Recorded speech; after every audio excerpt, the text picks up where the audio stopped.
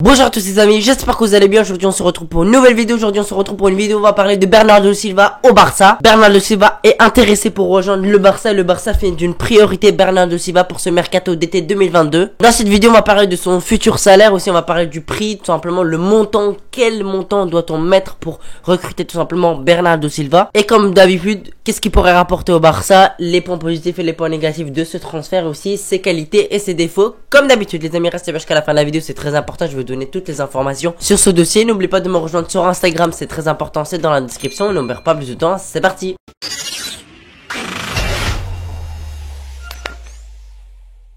Comme d'habitude, on va commencer par une présentation très rapide. Donc Bernardo Silva a 27 ans, il va avoir 28 ans en août. Il est portugais, fait 1m73, il est milieu offensif ou bien milieu relayeur ou bien encore ailier droit ou bien encore faux numéro 9. Premier point, c'est un joueur très polyvalent, il peut jouer en tant que relayeur mais il peut aussi jouer en tant que latéral droit puisqu'il est gaucher, mais il peut aussi jouer en tant que faux numéro 9 ou bien encore en tant que milieu offensif, c'est-à-dire numéro 10, mais on n'a pas besoin de ce poste parce que le Barça tout simplement joue en 4-3-3, donc ils n'ont pas de milieu offensif. Donc surtout il pourra nous aider en tant que ailier droit ou bien encore en tant que milieu relayeur, mais je vais vous dire un peu plus tard dans la vidéo dans quel poste sera-t-il le plus utile et dans quel poste faut-il le faire jouer tout simplement. Donc c'est un joueur très polyvalent, donc il pourra nous servir dans plusieurs situations. Imaginez-vous si jamais notre ailier droit est blessé, on pourra le faire jouer en tant qu'ailier droit. Si jamais notre numéro 9 est blessé, on peut le faire jouer en tant que faux numéro 9, ou bien encore si jamais on a vraiment beaucoup de joueurs blessés au milieu, on pourra le faire jouer en tant que milieu relayeur, et ça c'est très important. Donc on peut avoir un joueur simplement qui peut jouer dans plusieurs postes et pourra nous servir dans plusieurs matchs de Liga ou bien de Champions League. Il y a beaucoup de gens aussi qui parlent de son âge, voilà, apparemment il est trop vieux, faut pas le prendre parce que dans quelques années il sera fini, etc. Moi je trouve ça vraiment très exagéré parce que le 10 août il aura à peine 28 ans. Donc rappelez-vous que tout simplement avec Guardiola, Xavi avait tout simplement, il me semble, 27 ans, 28 ans au moment où Guardiola est venu. Donc tout simplement c'est vraiment un argument qui marche pas parce que voilà, vous avez vu, Xavi était vraiment au sommet de son art, était vraiment un des meilleurs milieux du monde, voire un des meilleurs joueurs du monde tout simplement à son poste. Donc franchement je trouve ça vraiment exagéré. Il aura 28 ans le 10 août, donc il lui reste vraiment beaucoup d'années de carrière. Voilà, pour moi il lui reste plus de 5 ans. Je pense que si jamais on recrute tout simplement Bernardo Silva, on pourra lui donner tout simplement un contrat de 5-6 ans. Moi je trouve ça vraiment très réaliste et je pense que c'est le contrat qu'il faut le donner, un contrat à long terme, parce que c'est un joueur qui est là pour le long terme, pour pouvoir nous faire gagner des trophées, notamment la Champions League que lui n'a pas gagné, parce que il n'a toujours pas gagné la Champions League avec Manchester City. Il allait en demi-finale avec Monaco, il allait en finale avec Manchester City, mais il n'a toujours pas gagné cette fameuse Champions League. Et il faut pour lui en tout cas, il doit absolument gagner cette Champions League, parce que quand tu gagnes pas de Champions League dans ta carrière et que tu y passes vraiment de peu,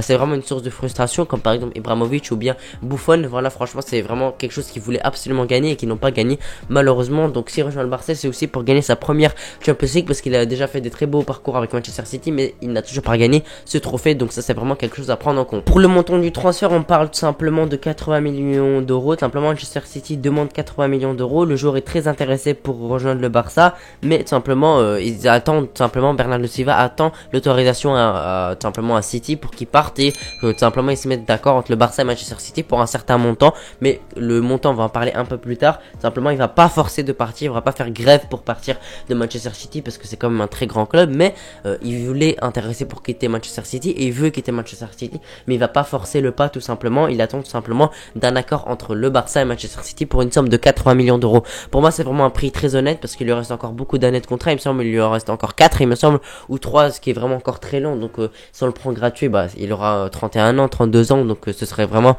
ça vaudra pas la peine simplement de 80 millions d'euros. Moi je trouve ça assez honnête. Pour moi c'est le prix qui vaut. Pourquoi pas essayer de négocier pour 70 millions d'euros, mais je pense que en dessous de ça Manchester City va pas accepter. Mais il faut savoir que Manchester City n'est pas un club qui doit vendre, c'est un club qui a beaucoup d'argent et qui a quasiment transfert simplement budget illimité. Donc voilà, ça leur dérangerait pas de baisser un peu le prix, en tout cas selon moi. Et moi je trouve ça vraiment très intéressant parce qu'il y a eu souvent des contacts entre Manchester City et le Barça pour vraiment beaucoup de transferts. Donc c'est vraiment deux parties qui s'entendent assez bien entre le Guardiola et le Barça, et Manchester City et le Barça. Donc voilà, ils pourront faire des ventes, des achats, pourquoi pas. Si Manchester City est intéressé par un joueur, et notamment ils ont été intéressés pour Gavi, mais ça va pas se faire parce que Gavi va prolonger jusqu'en 2026 au Barça. Mais déjà c'est très intéressant à connaître, tout simplement qu'il y a beaucoup de contacts, il y a souvent des contacts chaque été entre le Barça et Manchester City. Pour moi une offre de 80 millions ça me semble vraiment très honnête parce que pour moi il les vaut. Les amis, on va parler très rapidement de ces stats parce que c'est pas le plus important, parce qu'il faut savoir qu'il joue la plupart du temps en tant que milieu.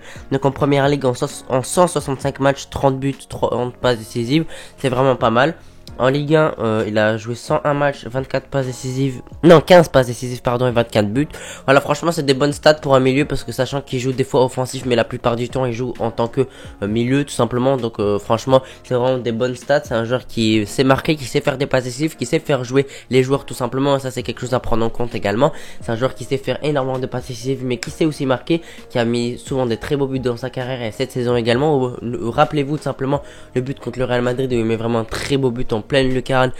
Il me semble, oui, c'est le match aller contre le Real Madrid, Manchester City Real Madrid, où il met vraiment un très beau but. Et c'est un joueur dans les grands matchs de Ligue des Champions ou de Première Ligue qui sait marquer ou sait faire des passes décisives.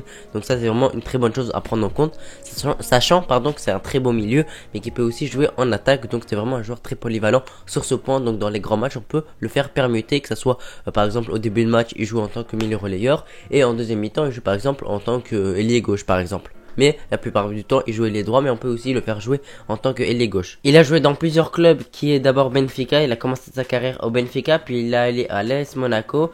Puis tout simplement il est allé à Manchester City, donc il a joué dans 3 clubs et dans les 3 clubs il a été très bon, surtout à Monaco. Il a fait une demi-finale de Ligue des Champions avec que des jeunes. Il a vraiment fait une très grosse saison avec les Mbappé, avec les Fabinho, etc. Et à Manchester City c'est là où il a explosé et qu'il a vraiment montré tout son talent, parce que tout simplement déjà au Portugal il est vraiment très très bon également. Il est pas bon que dans son club, aussi avec le Portugal il est vraiment très important pour le Portugal. Il est vraiment indispensable. Il joue la plupart du temps en attaque mais il peut aussi jouer au milieu. Il a aussi un très beau palmarès, je vais vous le dire rapidement, je vais pas dire tous les trophées mais je vais vous dire en global qu'est-ce qu'il a gagné. Il a gagné 4 premières ligues, il a gagné une Ligue 1 avec l'AS Monaco, il a aussi gagné une Nation League avec le Portugal, il a aussi gagné une FA Cup et bien d'autres trophées. Il a gagné vraiment beaucoup de trophées à la scène nationale, mais malheureusement à la scène européenne il a gagné ni d'Europa League ni des Ligues des Champions. Je pense que son but maintenant il faut qu'il gagne simplement une Coupe d'Europe, que ce soit la Ligue des Champions ou l'Europa League. Mais effectivement là au Barça il va surtout jouer la Champions League et c'est je pense son objectif de la gagner. C'est vraiment un trophée très prestigieux où franchement c'est vraiment très dur de la gagner. Et en rejoignant le club il peut avoir une garantie où il peut la gagner, même si la saison prochaine ça semble très compliqué. Mais la saison d'après tous les jeunes seront plus matures, les recrues se seront habitués. Franchement on pourrait vraiment avoir une très grosse équipe la saison prochaine. On pourrait vraiment avoir une équipe monstre. Donc tout simplement faut faire attention à ça et on pourrait vraiment gagner la Ligue des Champions la saison d'après, pas la saison prochaine. Même si c'est la saison prochaine on sait jamais, parce que si on fait un gros mercato, j'ai fait plusieurs vidéos mercato, n'hésitez pas à aller la voir. Franchement on peut la gagner même si on n'est pas parmi les favoris, on est dans les outsiders, mais franchement on peut la gagner si on a une très belle épopée, si on a vraiment une bonne équipe, si Laporta fait son boulot. Franchement on peut y penser même si on ne sera pas parmi les favoris, ça c'est clair. Également faut penser à un truc, c'est que Frenkie de Jong doit quitter le club selon moi si Bernardo Silva veut rejoindre le Barça, parce que c'est pour une somme de 80 millions d'euros. Même si on a levé les leviers économiques, bah on va pouvoir pour moi recruter Koundé, pourquoi pas Lewandowski, Rafinha, etc. Mais ça va être aussi compliqué de recruter aussi en plus Bernardo Silva pour une somme de 80 millions d'euros. Donc il va falloir penser à vendre tout simplement Frenkie de Jong, parce que Frenkie de Jong a vraiment une grosse valeur marchande et pour moi on peut le vendre pour 85 millions d'euros. En tout cas c'est ce que le Barça souhaite, et si jamais on arrive à le vendre, déjà on se débarrasse d'un très gros salaire, parce que dès la saison prochaine il aura vraiment un des plus gros salaires du club. Et également on arrive à se faire de l'argent, donc avec cet argent là on pourra recruter tout simplement Bernardo Silva et payer son salaire, parce que son salaire sera pas petit mais sera pas énorme non plus. Il sera prêt tout simplement à baisser son salaire ou garder le même, et ça c'est vraiment quelque chose à prendre en compte, parce que c'est un joueur qui si jamais il rejoint le Barça il vient pas pour l'argent, et tout simplement il vient pour avoir pour être dans un gros projet, pour gagner tout simplement cette fameuse Champions League, parce que voilà c'est un joueur qui veut rejoindre le Barça. C'est très important à prendre en compte. Il n'y a pas que le Barça qui est intéressé de recruter Bernardo Silva.